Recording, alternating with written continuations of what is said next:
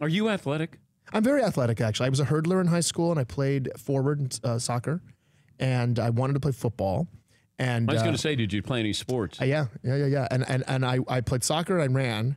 I wasn't a big basketball guy. I'm okay at basketball, but all I wanted to be my whole life was Lynn Swan. That's all I wanted to be. That was my dream as a kid. I wanted to be Lynn Swan.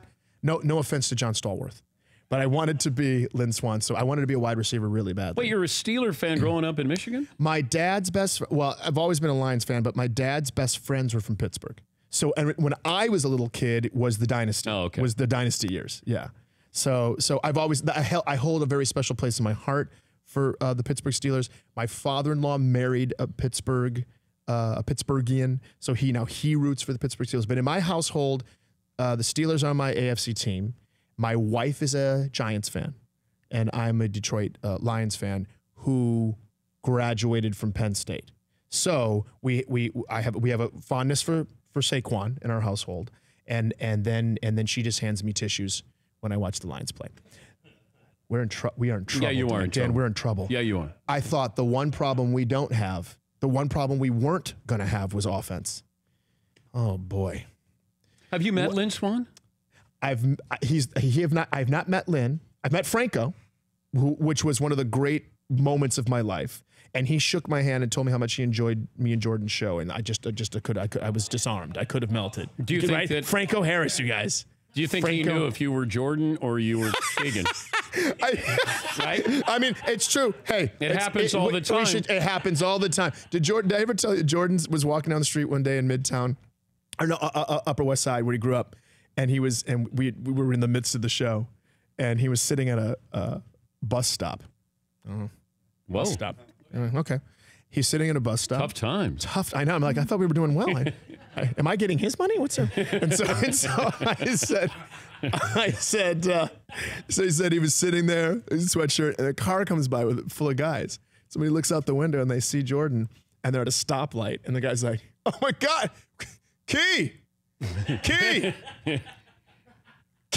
And Jordan says, I'm kind of looking at my phone. I kind of look up, and then the car goes away. And in the midst of so the guy says Key 3 times. There's a long pause. The man's clearly looking up something on Google. Green light, car, in the distance. Peele. Peele. He just crestfallen. He's like, oh God. I'm like, bro, you got a 50% chance. Yeah. What happens when you go to a football game? What do people say to you? People usually just scream at the top of their lungs, AA Ron. They just scream AA Ron.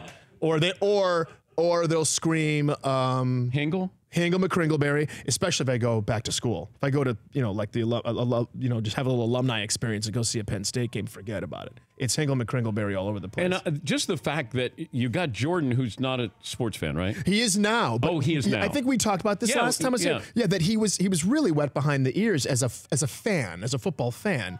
And I can't believe it's one of the strangest moments of my professional life for me to explain to him how they do the introductions.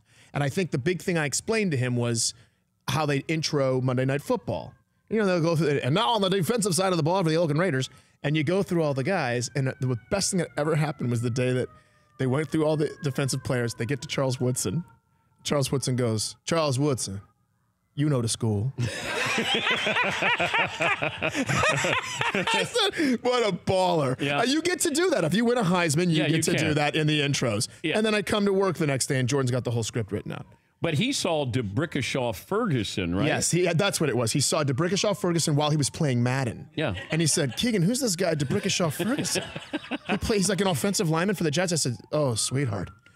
This is the tip of the iceberg. Okay, but what...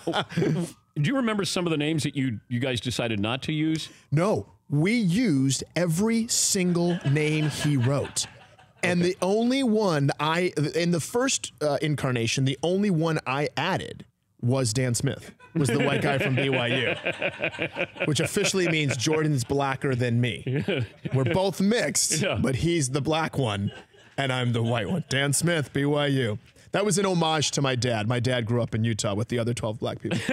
And Dan Smith. Dan Smith. For more Dan Patrick Show, tune to Audience Channel 239 on DirecTV or download the Dan Patrick Show app.